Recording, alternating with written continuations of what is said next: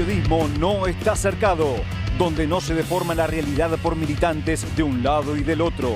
Por suerte, algo primitivo está surgiendo, una especie de grito o un ladrido. Cuidado, perro que ladra también puede morder. En la calle, donde las jaurías ya se están encontrando, o adentro, o sea, digamos, desde el canil.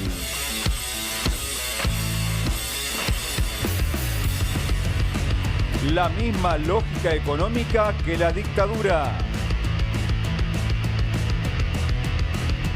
El gobierno va a desclasificar archivos.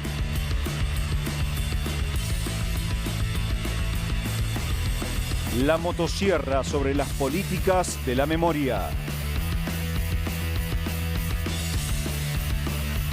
El consumo de carne más bajo en 28 años.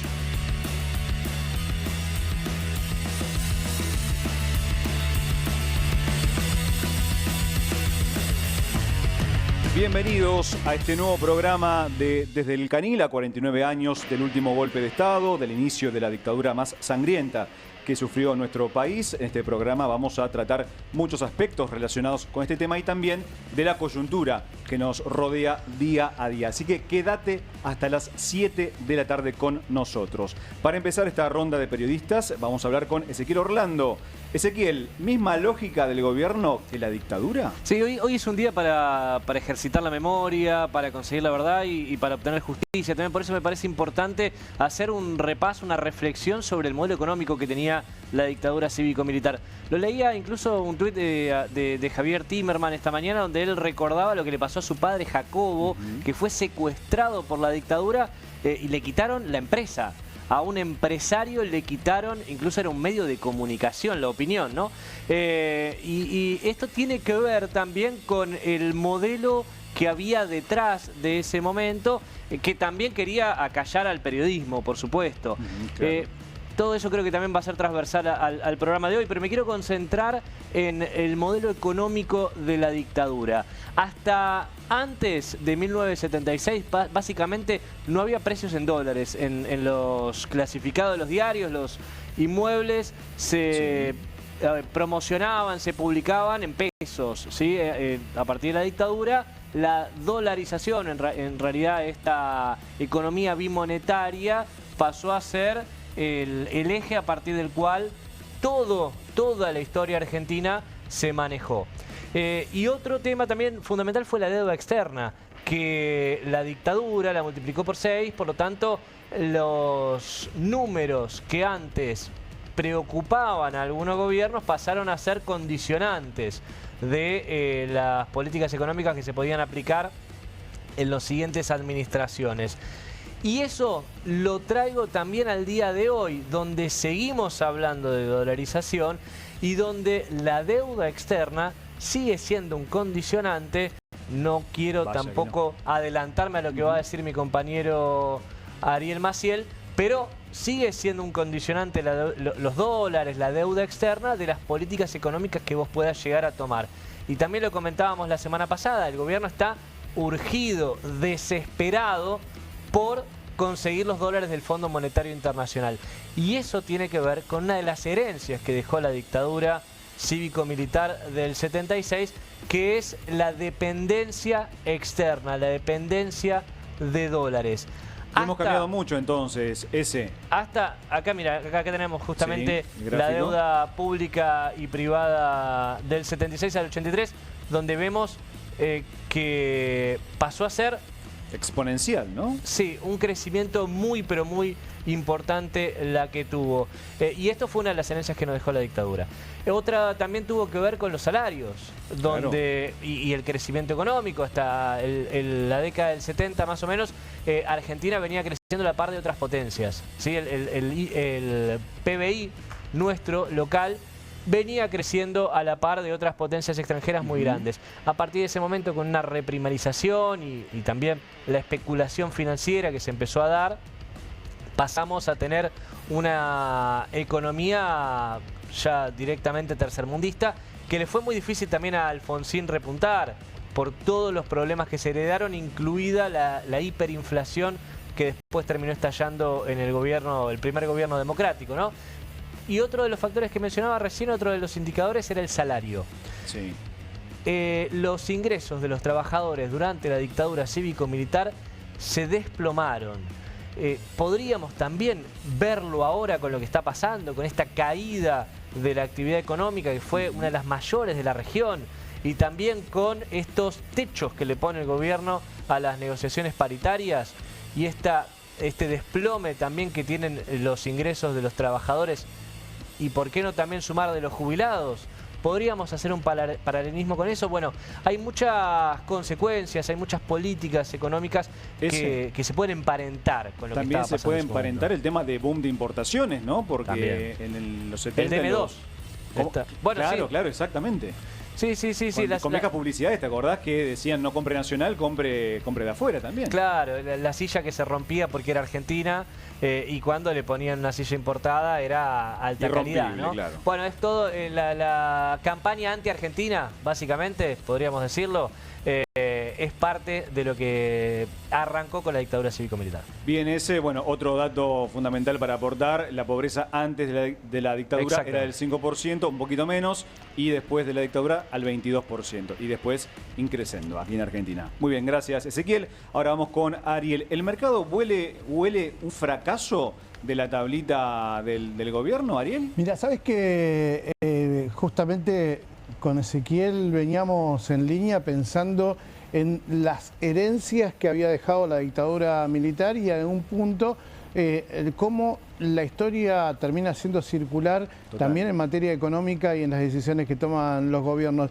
Para complementar lo que decía Ezequiel, el salario, los asalariados en lo que va en el gobierno de Javier Milei transfirieron 31 billones de pesos hacia sus empleadores. Tremendo. ¿Sí? Digo, para tener en cuenta, exactamente, para tener en cuenta la pérdida justamente de lo que significa un modelo y hacia dónde apunta.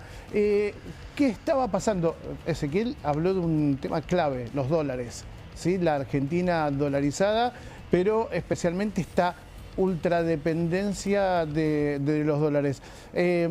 ¿Cuál es la lógica y la discusión que estamos teniendo hoy en día? Es el atraso cambiario, ¿no? ¿Cuánto vale un dólar contra un peso, ¿no? Y cuántos pesos necesitamos para tener un dólar. La discusión económica. ¿Sabes que este crawling peg, esta tablita sobre cómo usamos los dólares para que los pesos para que el dólar no se escape, tiene una historia que la podemos buscar allá en 1976, cuando el ministro de Economía del primer gobierno dictatorial fue José Alfredo Martínez de Oz, que había implementado justamente esa tablita, ¿no? Donde te decía cuánto subía el precio del dólar y se había trazado justamente eso. ¿En qué momento explota y se va el primer gobierno de Jorge Rafael Videla? Cuando la economía justamente le va muy mal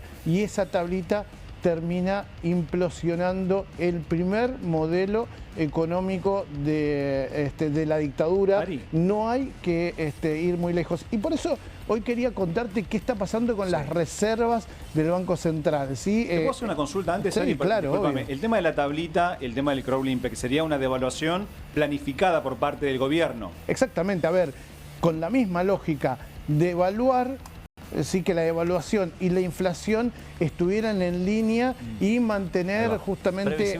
Exacto. Claro. Entonces, en ese contexto lo que buscaba era decirle a todo el mundo que la Argentina estaba a la altura del dólar, ¿sí? Tenía la misma fortaleza del peso que el dólar. Era pensar en una moneda que no era propia y no manejar su economía. Vamos, el neoliberalismo y la integración de la Argentina a la economía mundial y sin tener en cuenta los costos de los argentinos.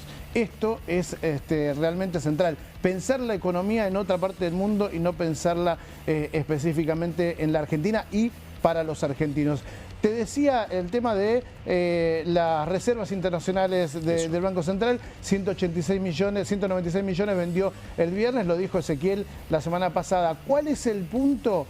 ¿Cuál? Los cálculos que varias fuentes que estuve consultando me dicen que son alrededor de 10.600 los millones de dólares negativos en las cuales están las reservas internacionales del Banco Central. ¿Sabes a qué se parecen? A ver, a las reservas que entregó Sergio Massa cuando era ministro de Economía de Alberto Fernández.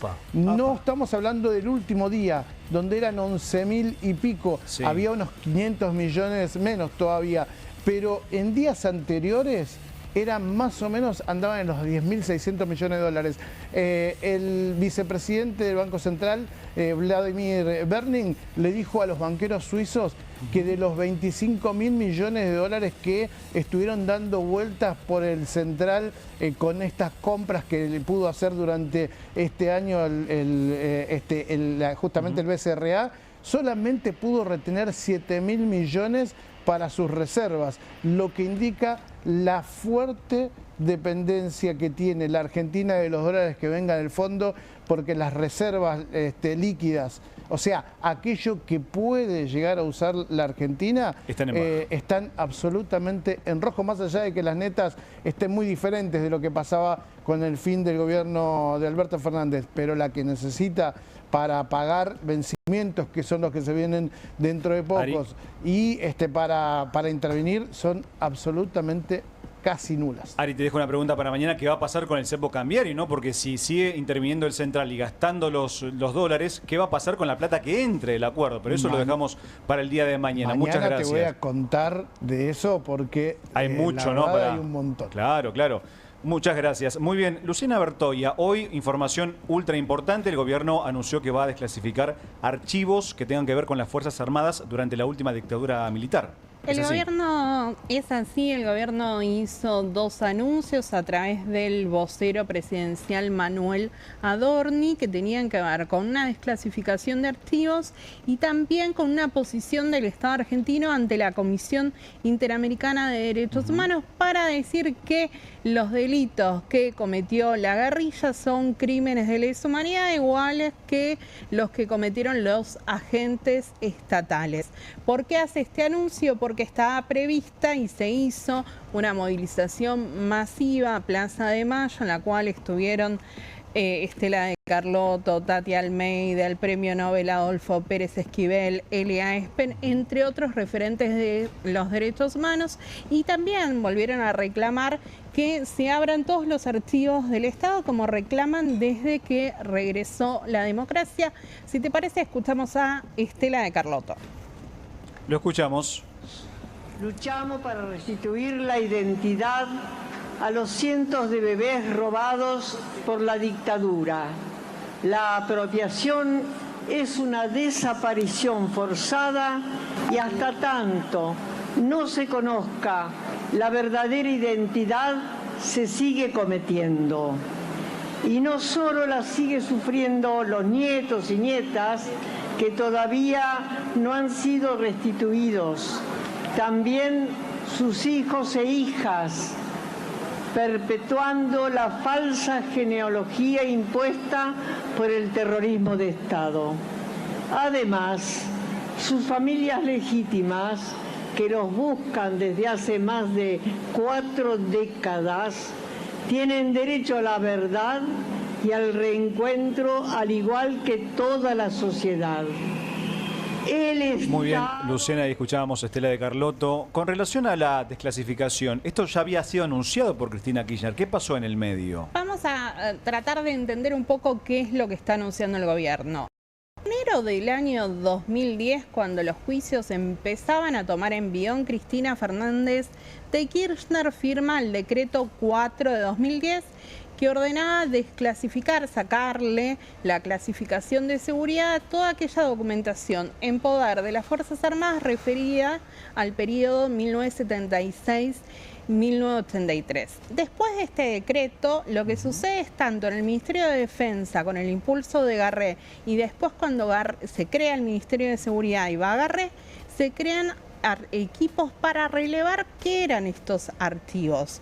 Estos archivos fueron aportados mayoritariamente a las causas en trámite y también algunos se pueden consultar en una web que se llama Archivos Abiertos. Sí. Cuando durante muchísimos años se dijo que no quedaba ninguna documentación del periodo en la Secretaría de Inteligencia. Cuando llega la intervención de la ex fiscal Cristina Camaño, lo primero que comprueba es que documentación había. Entonces se crea un programa para desclasificar información desde el año 56 hasta el 9 de diciembre del 85. Ese día es cuando la Cámara Federal porteña dicta la sentencia en el juicio a las juntas. En el medio se crea una mesa conjunta con los organismos para ver qué iban a hacer con esa documentación. Hace unos meses, Abuelas de Plaza de Mayo, que ahí la veíamos a Estela, el CELS, Memoria Abierta, le preguntan a la CIDE qué pasaba con esta mesa.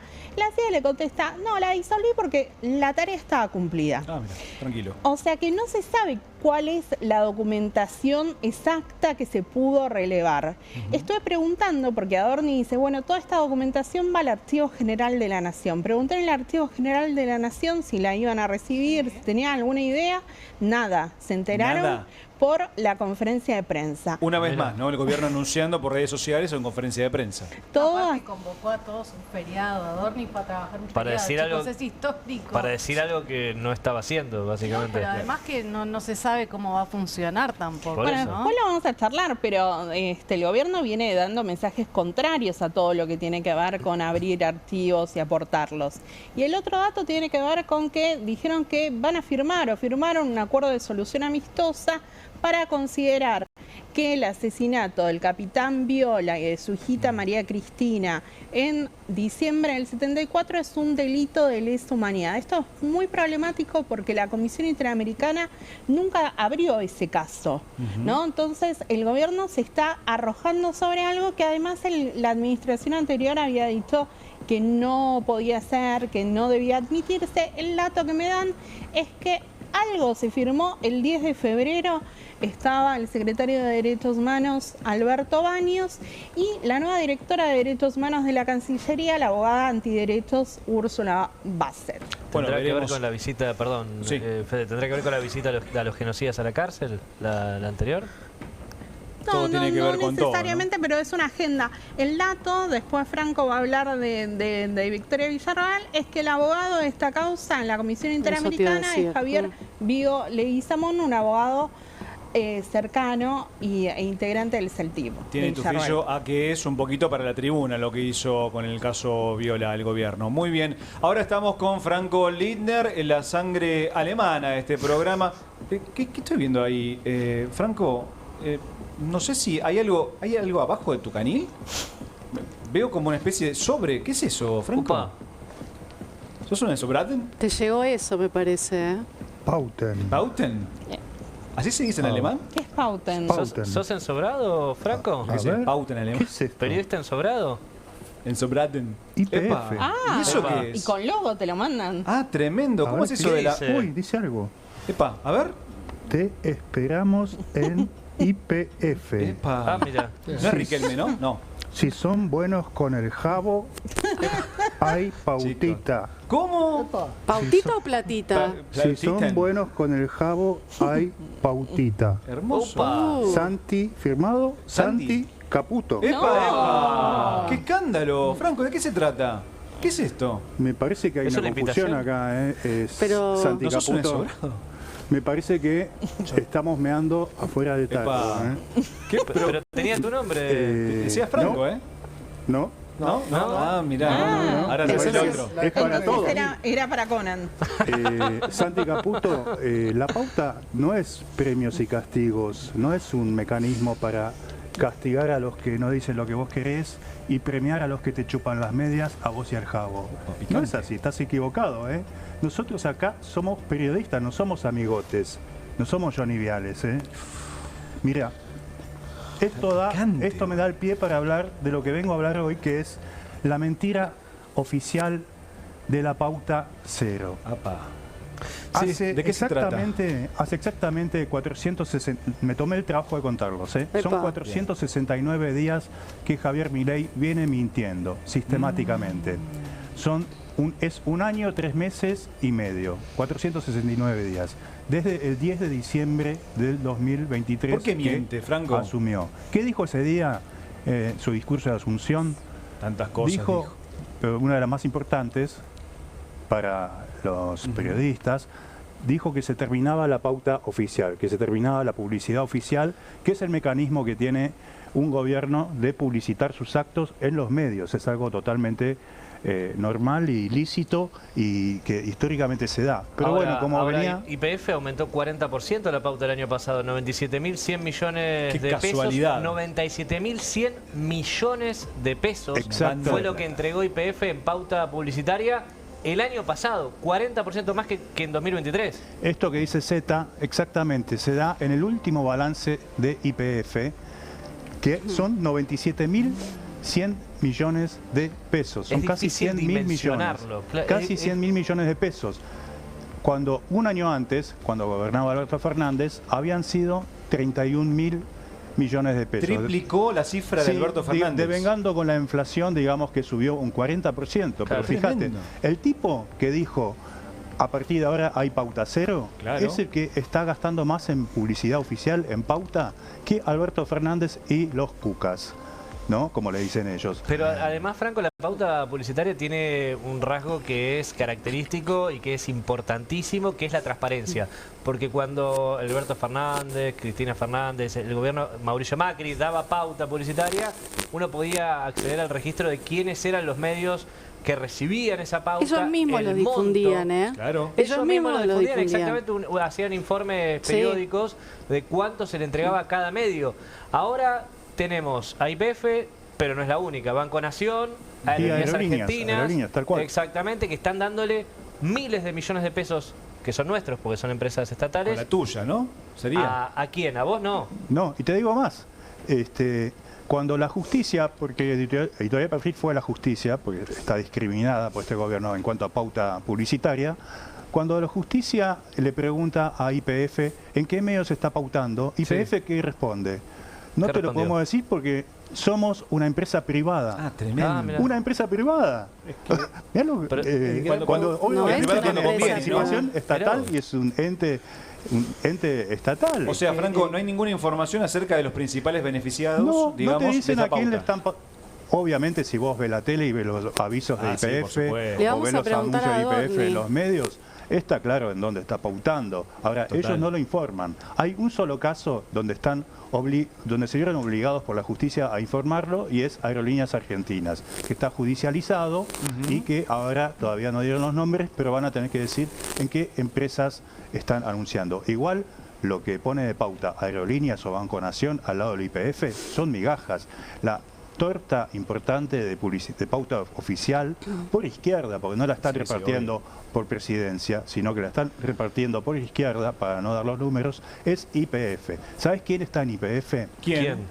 Guillermo Garat, que es el vicepresidente a cargo de Marketing, Comunicación y Relaciones Institucionales. ¿Quién es Guillermo Garat? ¿Quién es? socio de Santi Caputo, el que nos mandó siempre esta ahí, Santi, simpática- ¿no? Este simpático Merodeando. sobre Santi Caput, como le decimos en Alemania. Estás en todos lados porque como está Dios. medio cascoteado. Santi Caputo y Guillermo Garat son socios en la consultora Move. Son dos alumnos de Jaime Durán Barba en los años del PRO, a los que se suma Rodrigo Lugones, que es la tercera pata de esa consultora Move, que hoy están todos en el gobierno. Bueno, Guillermo Garat es el hombre que puso Santi Caputo al frente de la caja de la pauta en YPF para premiar a los amigos y discriminar a los que trabajamos de periodistas independientes, a los que no chupamos las medias del poder y a los que estamos ahí recibiendo sobres extraños e invitaciones. Qué raro eso, que ese sobre, tenemos Franco. que rechazar, Santi. Por ¿Qué te puedo favor. decir? Pero invitaciones, dijiste. Pero además ¿Cómo? es raro, ¿no? ¿Te invitaron Porque, a algo? hay pauta, es mentira que se acabó la pauta cero. Entonces, No, Claro, por eso. obviamente es una mentira lo de Es la mentira pauta eso. cero. Hay No hay solo para pauta amigos. cero. Hay pauta 100.000 millones. De la Pero nuestra. para los amigos. Chicos, nuestra. pauta No para para algunos periodistas independientes. y palos Mirá para vos. otros. Te agarramos ahí, ¿eh? No, Te agarró vamos. Franco ahí. No es pauta cero como se venía diciendo. Palos, Pero bueno, palos. ya vamos a tener mucha más información, Franquito. Ahora, noticia de último momento. La trae la señorita Luciana Bertoia. Bueno, decíamos que terminó la marcha por el Día de la Memoria y tuiteó Cristina Fernández de Kirchner, entre otras, pone una imagen en la cual se ve que volvió el cuadro de Néstor Kirchner, justamente bajando los cuadros de Jorge Rafael Videla y Reinaldo Benito Viñone del Colegio Militar de la Nación en el año 2004. Esta imagen había sido sacada de la Exesma por orden del secretario de Derechos Humanos Alberto Baños hace unas semanas y por decisión de los integrantes de Hijos, de la agrupación Hijos, se volvió a colocar. En la colocación estuvieron, entre otros, Máximo Kirchner y Guado de Pedro, y ahí Cristina Fernández de Kirchner decía: por más que quieran, no van a poder, en un mensaje al gobierno de Javier Milei. Vamos a tener muchas más novedades, ¿no? Porque el día todavía no terminó y va a haber cataratas de tweets, así que quédate en la continuidad informativa de Bravo TV porque va a haber mucha, pero mucha información. Ahora vamos con Natalia Bacareza. ¿Sabes que me desperté hoy muy temprano, Natalia? Sí, yo también. A eso de las 4 y algo de la mañana, y veo un mensaje de YouTube que decía... Tuiteó, la Casa Rosada difundió un video y aparecía Agustín Laje. Video polémico, si los hay. ¿Qué dijo en ese video Agustín Laje? Ya estaba listo, digamos, desde toda la semana, ¿no? Este mensaje que difunde aparentemente todos los 24 de marzo el Gobierno Nacional a través de las redes sociales, en este caso por la página oficial de la Casa Rosada, un video de cerca de 20 minutos, 19 minutos 30 segundos. El que tuvo tiempo y ganas de verlo y no se aburría en el transcurso porque empezó, obviamente... ¿no? Difícil. O se indignaba por lo que veía. O se indignaba, ahí lo tenemos, ¿no? Así comienza Día de la Memoria y la Verdad y la Justicia completa. El mismo título que habían usado el año pasado y ahí lo vemos, podríamos decir, al asesor, al político, al referente, al director de la Fundación Faro, que es el think tank de la libertad avanza, o sea, el pensamiento de todos los libertarios del gobierno de Javier Milei, dando una clase de historia, ¿no? Parecía al día de hoy, pero con una teoría distinta o con una ideología distinta. Tratando por lo menos de marcar esta ideología de los dos demonios, del negacionismo, de que la historia está contada de otra manera. Incluso él cuenta cómo descubrió esta historia cuando estaba en el colegio secundario, que dice, bueno, yo la verdad no me la creí, empecé a investigar, iba a la biblioteca, a la hemeroteca, bueno, hasta que llegó a publicar un libro. Cuenta detalladamente cuál es su parte de la historia, se ven imágenes de la guerrilla, de montoneros, incluso también en esta polémica que instauró el gobierno nacional con una cifra, ¿no? Los 30.000 desaparecidos, algo que es la bandera que reivindican las organizaciones, exactamente, derechos humanos, los partidos políticos, tanto de la izquierda como de otros sectores, porque hemos visto, salvo a la Libertad Avanza, todo el arco político en el día de hoy tuvo un mensaje de recordar este día. No enterrarlo, ¿no? Como pretende el gobierno, como pretende, por ejemplo, el diputado Sper decir ya nos olvidamos de esto. Ya pasó. Pero yo quería recordarles un poco, ¿no? También no ir muy atrás. Ahí veíamos las imágenes de lo que fue el debate presidencial, ¿no? Que lo llevó a ganar el Poder Ejecutivo a Javier Milei. Y en un segmento donde se plantea la cuestión de derechos humanos, esto decía Milei. Lo escuchamos. Hacemos por la verdad. No fueron 30.000 los desaparecidos, son 8.753. Por otra parte, estamos absolutamente en contra de una visión tuerta de la historia. Para nosotros, durante los 70 hubo una guerra. Y en esa guerra, las fuerzas del Estado cometieron excesos. Y por tener el monopolio de la violencia, le vale todo el peso de la ley. Pero también los terroristas de Montoneros, los terroristas del ELERT, mataron gente, asesinaron gente, torturaron gente, pusieron bombas, e hicieron un desastre y también cometieron delitos de lesa humanidad. Tremendo, tremendo, Milei. Y recordando este video que es esclarecedor, además Agustín Laje, y yendo al video de hoy, no dijo una sola palabra sobre el tema dictadura militar. O sea, hablaba de Montonero no Sier. fue una dictadura, fue una guerra. Claro, por eso, O sea, no dijo nada. entre dos bandos, ¿no? O sea, si quiere contar la historia completa, también se olvidó de esa parte, digamos, ¿no? Por así decirlo. Claro, la historia completa además es casualmente la misma versión que daban los militares durante la dictadura. Exactamente. O sea, casualmente tuvo que irse a buscar a una biblioteca el mismo relato que decían los militares. Sí, e instalan también que los desaparecidos no comienzan el 24 de marzo del 76, lo cual es obvio y es algo que denuncia el movimiento de derechos humanos, que pidió que se juzgue el operativo Independencia. Sin ir más lejos, el hijo de la presidenta de Madres de Plaza de Mayo, línea fundadora, fue desaparecido en el año 75. Bueno, un discurso que, como veíamos, no es algo nuevo de Javier Milei. Sabíamos que iba a ser una cuestión de mucho debate en la campaña electoral, incluso sobre todo por el rol que tenía Victoria Villarruel, que ahora en un rato va a hablar Franco al respecto, porque, bueno, ella tiene un padre militar.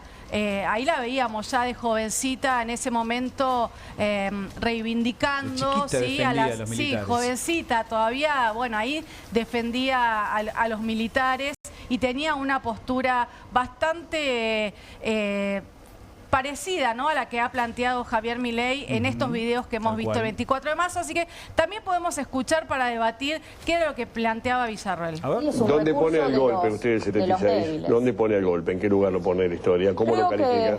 Creo que la situación en ese momento realmente era muy difícil, existían muchísimos atentados por día y sin justificar esta situación, la realidad es que los atentados terroristas a partir de ese momento comenzaron a decrecer y la población comenzó a estar más protegida. Tremendo. Tremendo. A raíz de la presencia militar, la población estaba como más contenida, más protegida, o sea, defendiendo, ¿no?, eso trágico que hemos vivido todos los argentinos y que lo sigue planteando, ¿no?, en el día de hoy. No se rinde. No se rinde, ¿no? No se rinde. Bueno, de hecho ya hemos visto, ¿no?, estas imágenes que hablábamos hace un rato de legisladores reuniéndose con genocidas en la cárcel. Esto de que el gobierno en algún momento se ha planteado esta posibilidad de indulto, incluso algunos de los detenidos por obviamente por la cuestión de la dictadura en 1976, que gracias a Dios fueron enjuiciados y hoy están encarcelados tras las rejas. Pero bueno, Milei tiene una divergencia con la historia, cuenta una parte de la historia, ¿no? Parece que tal vez se confunde hasta algunos nombres. Le pasó... ¿Con quién le pasó? Le pasó el viernes, nomás, con San Martín. ¿Quién se puede confundir el nombre de San Martín? Claro, Juan José de San Martín. Yo soy alemán y lo sé. Bueno, a ver qué decía Milei sobre San Martín, porque bueno, está medio confundido, ¿no? Con respecto a esto. Y además formó en valores a cada uno de sus integrantes. Esto resultó fundamental para alcanzar el éxito en la campaña libertadora del general don Juan José de San Martín. Probablemente la historia de nuestra independencia sería distinta si no hubiera tenido a los granaderos como protagonistas. ¿Cómo olvidar a Juan José de San Martín, chicos? Pero dice dos veces Juan José de San Martín. Claro. Pero aparte lo tenía escrito, eso es lo más triste. Se lo escribieron mal, capaz, qué sé yo. No Alguien que le escribe los discursos. Si se confunde con eso, ¿cómo no se va a confundir con la historia de lo que pasó realmente? Tiene varias que le cuesta leer. Él es mucho... se siente mucho mejor, por ejemplo, una entrevista televisiva. Claro. Donde, sí, dice 80.000 veces, o sea, digamos, pero bueno, no va con cualquiera, Nati. No va con cualquiera, obviamente. Acá cuando le toca leer, se trabuca. Está invitadísimo igual, ¿no? Bueno, sí, bueno, Nati, y parece que parte de la historia argentina también lo tiene complicado. Lo que me resultó curioso del video de Agustín Laje es que no aparece Bullrich, ¿no? Porque antes, hace 2 años, era una montonera de bombas y de repente ya no era nada de eso. Muy bien, quédate hasta las 7 de la tarde porque tenemos mucha más información aquí en Desde el Canil. Quédate.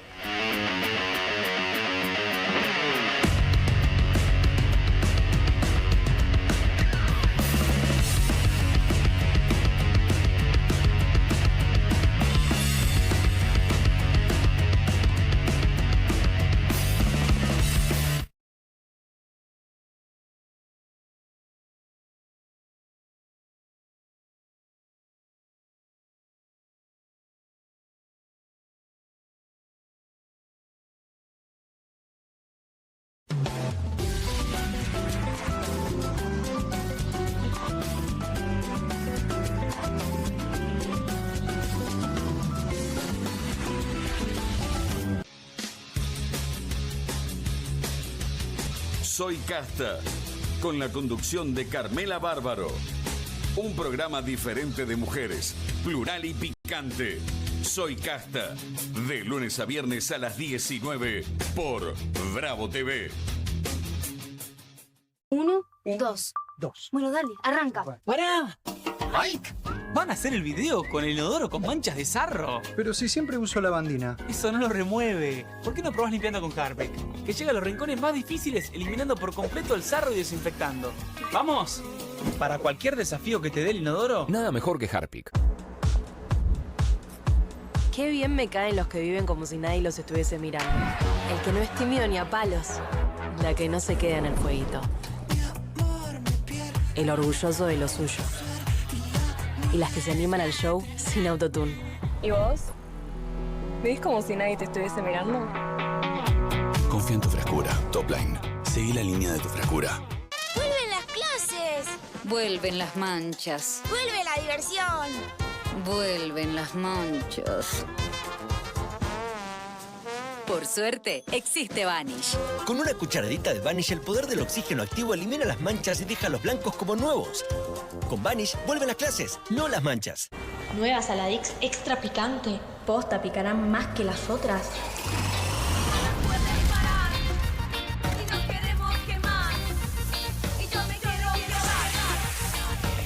Porque tus ganas de picante son imposibles de apagar. Nueva Saladix extra picante. Las casas usan diferentes perfumes. Eligen oler a café en la mañana, a veces a ropa recién lavada y otras a madera. Pero cuando quieren oler a limpio, eligen Prosenex. Sentí el perfume de la limpieza. Prosenex, limpieza que se siente. Buenas. Buenas. ¿Tiene las nuevas Mogul Jelly Beans? ¿La qué? Las Billie Jeans. Crujientes por fuera, blanditas por dentro. 5 sabores. Ah, vos querés las nuevas Mogul. Jelly Beans. Sí, las... Jelly Beans. ¿Jelly Beans? Jelly Beans. Jelly Beans. Esas. Me las das. Obviously. Pedirás como quieras, pero probar. Nuevas Mogul Jelly Beans. Pedilas como quieras, pero probalas. ¿Qué hacen tus manos por tu familia cada día? Nos llevan, nos traen, nos alimentan y cuidan de quienes más amamos. Hace algo por ellas también. Espadol es el único jabón con el poder antibacterial de Espadol que protege tus manos y a tu familia. Recomendado por la Sociedad Argentina de Medicina. Porque solo Espadol es Espadol. Llegaron las nuevas galletitas Kofler. Rellenas con el sabor único de Bonobón y el más delicioso chocolate Kofler. Tentate con lo último en galletitas.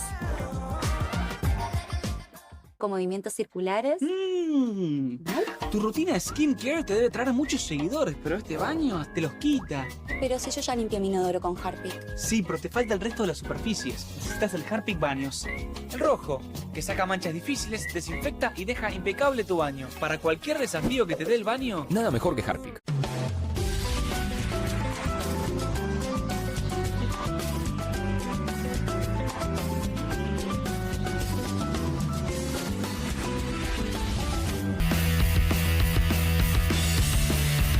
Segundo bloque aquí en Desde el Canil. Ahora tenemos algo que me preocupa bastante, Ezequiel Orlando, que es el tema del consumo de carne, porque vamos a aletear en cualquier momento. Estamos consumiendo más pollo que carne. ¿Qué pasó en la Argentina, Ezequiel?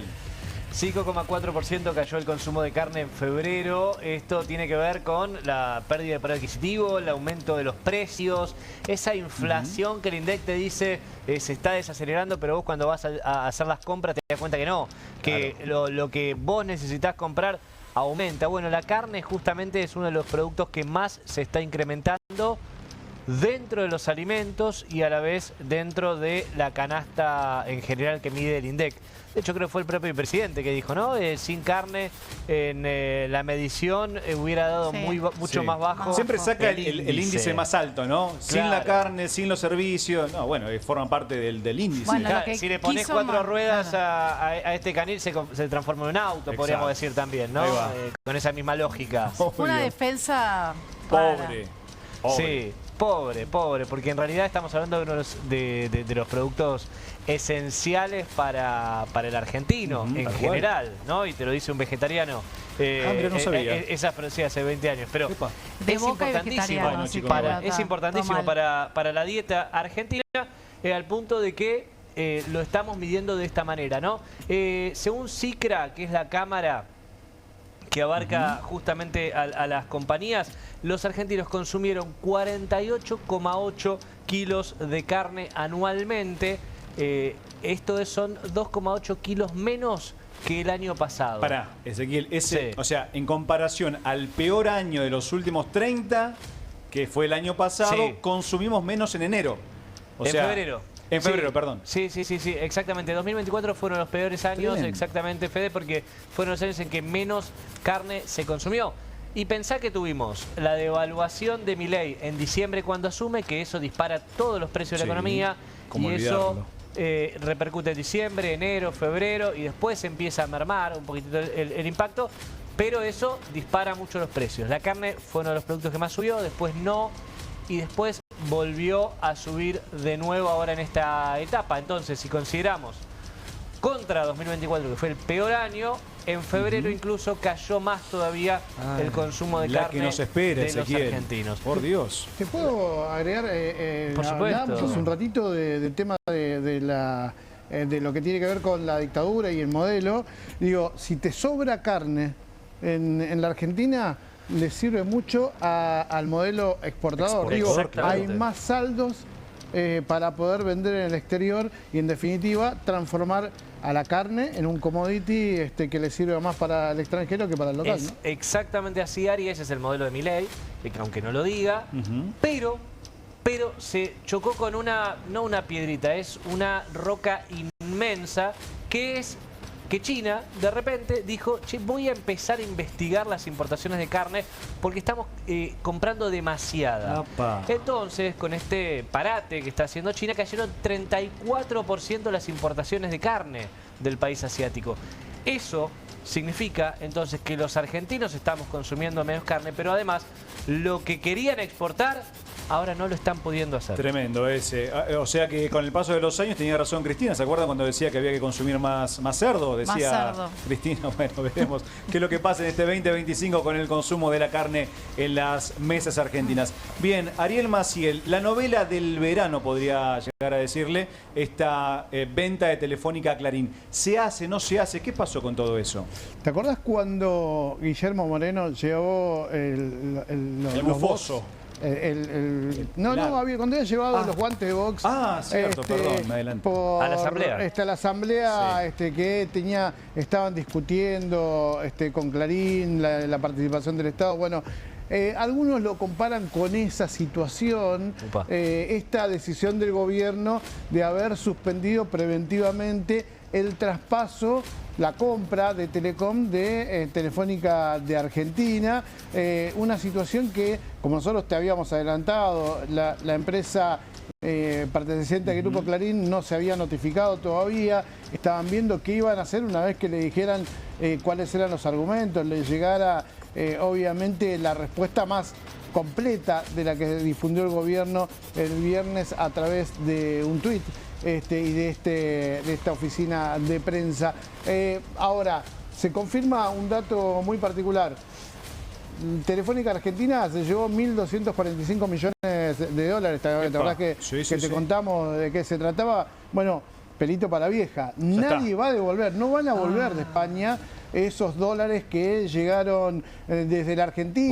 Por MP no va por nada. Porque en realidad esa cláusula que nosotros te habíamos contado se empieza a confirmar. Te lo contamos en exclusiva aquí desde el Canil. Te contamos que Telecom se aseguraba tener la participación, que por más que el gobierno cambiara su posición o por lo menos ratificara lo que decía, en los hechos no iba a cambiar el negocio y de hecho lo que se espera es que haya en todo caso, que si esto se formaliza, después de la apelación que seguramente hará justamente Telecom y llegue a una instancia final, será Telecom quien tenga que comercializar las acciones que se tenga que desprender. Y ya hay algunos jugadores, ¿te acuerdas que te contamos también acá que hubo otros jugadores que intentaron meterse en el mundo no lo de las dejaron, telcos? ¿no, Ari? Que en realidad Telecom empezó y entró fuertemente y se quedó con el negocio. Pero había algunos amigos del gobierno, algunos empresarios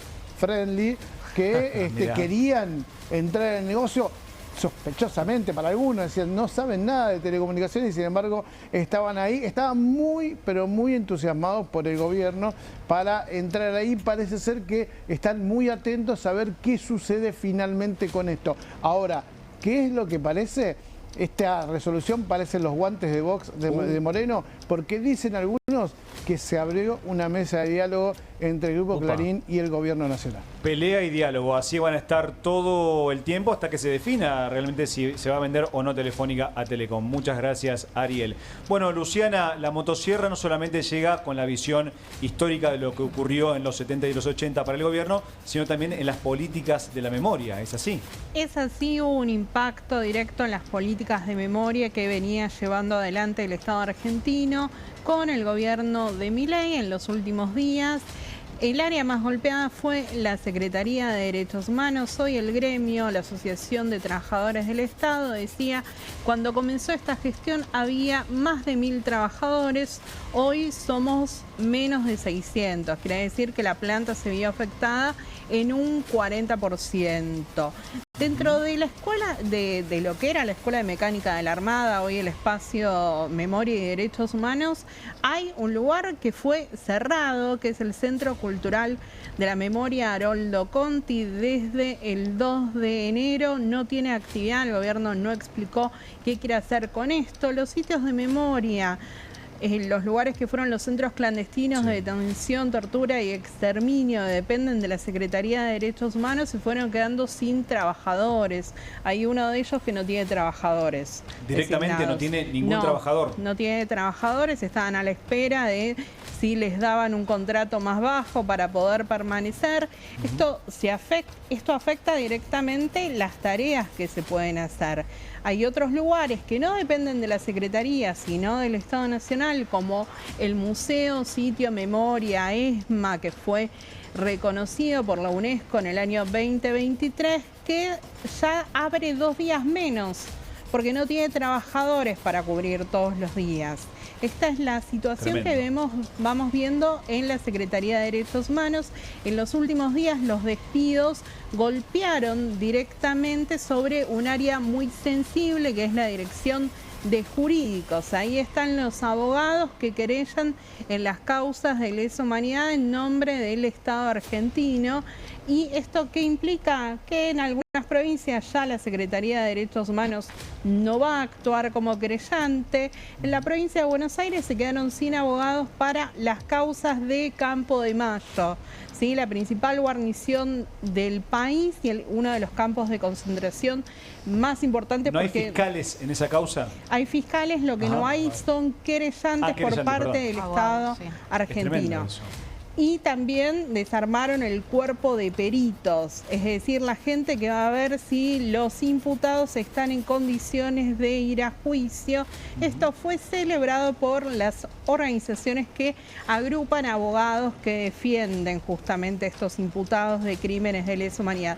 Pero la Secretaría de Derechos Humanos no fue el único área que resultó golpeada, sino también el Ministerio de Defensa, que echó a todos los expertos que relevaban archivos. El Banco Nacional de Datos Genéticos, que es muy importante, se crea durante la presidencia de Raúl Alfonsín para ayudar con la tarea de las abuelas de Plaza de Mayo. Está desfinanciado, tiene el mismo presupuesto del año 2023. Desde Abuelas dicen estas partidas no alcanzan. Y también otra área que se creó instancias de Abuelas de Plaza de Mayo, como la Comisión Nacional por el Derecho a la Identidad, que son los que hacen las investigaciones para encontrar a los bebés que fueron robados durante la dictadura. se vio afectada por un decreto de Milei. Adivinen qué. El presidente firma un decreto para eliminar una unidad especial de investigación que se había creado en el año 2004. O sea, funcionó durante 20 años. ¿Y cuál era la facultad que tenía esa unidad especial de investigación? Que podía acceder a los archivos en manos del Poder Ejecutivo. Mira, qué casualidad, ¿no? Justo esa Hoy quiere desclasificar.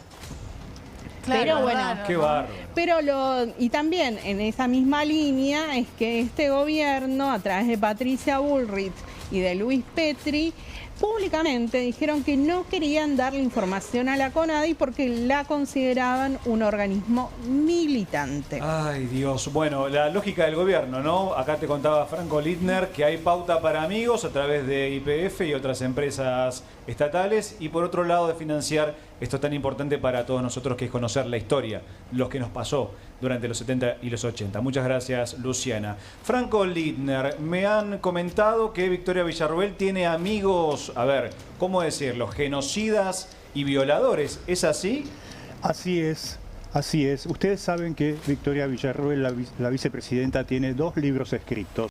Los 2 sobre la temática del terrorismo y de los años 70. Uno es Los llaman jóvenes idealistas y el otro se llama Los otros muertos. Los 2 tienen esta mirada de la teoría de los 2 demonios, hubo una guerra, hubo 2 bandos, los 2 son culpables por igual.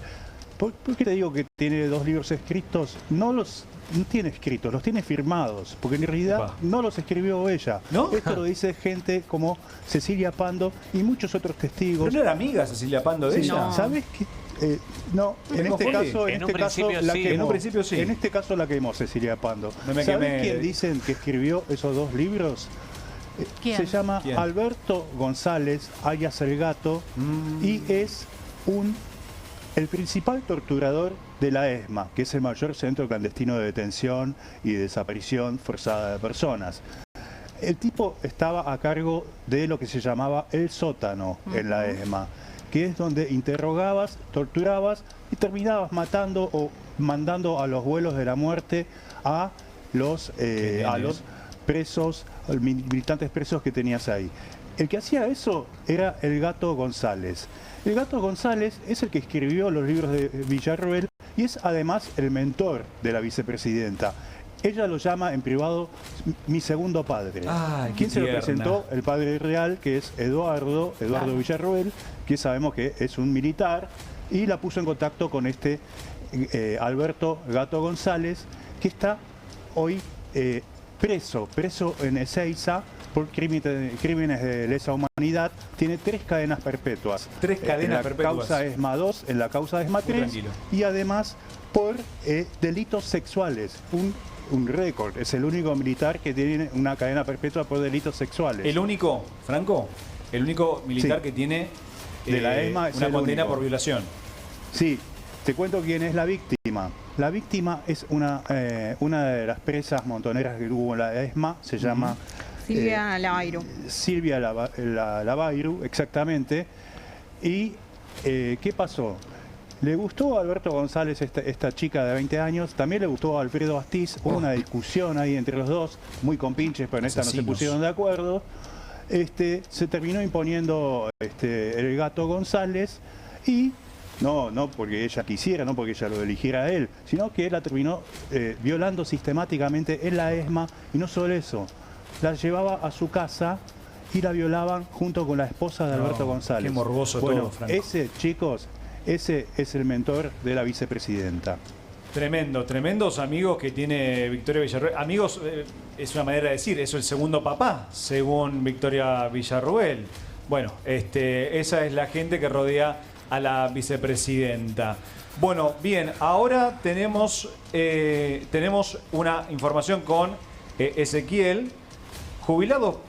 Natalia, perdón, Natalia, que siempre te salto, Nati, perdón. Bueno. Vamos a ir con algo más light, más divertido, porque bueno, ya después de todo lo que hablamos hoy, hay que respirar profundo para pasarlo, sí, para ¿no? pasar. Sí, porque la verdad que lo que acaba de contar Franco es espantoso. Y bueno, un poco de esto ya va teniendo más efervescencia la campaña electoral, lo vemos ahí un poco con cara de dormido, ¿no? Como siempre al expresidente Mauricio Macri. Bueno, pero era temprano, Era la mañana, sí. Y ya está. Chicos, sí. Arranca a las 11, 11:30, por ahí. Yo no veo una foto, un video que con Mauricio Macri con la cara despierta, que alguien lo maquille, que alguien le avise, le lave la cara, algo. Estaba saludando vecinos, no estaba haciendo campaña. Empezaron los famosos cara a cara. A vecinos. Cada vez más parecido a Franco. Cada vez más parecido, sí, a su padre. Claro. Empezaron las recorridas, en este caso, la ciudad de Buenos Aires. Dicen algunas fuentes que Macri va a ser candidato, ¿no? A diputado. Vamos a ver, todavía no está confirmado eso. No está confirmado. Tiene todas las ganas, ¿no? Porque hay carteles que dicen Mauricio 2025. Claro, hay carteles, sí, todo. Todavía están negociando y tratando de cerrar las alianzas. Incluso, bueno, él como presidente del PRO encabezó este fin de semana una cumbre con todos los dirigentes partidarios del PRO, el cual él creó y forma parte, y algo enojado se lo vio porque todavía no logra... Sí, no logra cerrar ningún acuerdo, ya lo ha dicho, ¿no? Ya la ciudad de Buenos Aires ya quedó afuera, está enojado con el primo, bueno, está todo mal con Horacio Rodríguez Larreta, le preguntaron un poquito de todo, pero habló específicamente sobre la alianza con La Libertad Avanza y esto decía. Se le pidió a Ritondo y a todos los dirigentes de la provincia de Buenos Aires que como diría ahí no santo ni devoción, por sí o por no, sepamos dónde vamos. Pero en la ciudad no ocurre eso de momento. No ocurrió, de hecho. No, de momento no ocurrió. ¿Y por qué no ocurrió? Ahí es difícil saber. ¿Va a haber alianza formal en la provincia entre La Libertad Avanza y el PRO? Ya te acabo de contestar. ¿La reta funcional? Venimos a reunirnos para siempre seguir trabajando en ver cómo ayudar a que la Argentina salga adelante, con nuestro compromiso con todos los argentinos. Más allá que colaboramos como nunca nadie lo ha hecho antes con La Libertad Avanza en este año y medio de gestión. Es una locura esto, Natalia. Sí, no, que el PRO fue fundamental para este gobierno. Está muy enojado Macri. Nosotros lo ayudamos a gobernar. Estamos votando todo en el Congreso de la Nación, todo a favor del gobierno nacional, y nosotros queremos cerrar una alianza y no nos dejan. No nos dejan.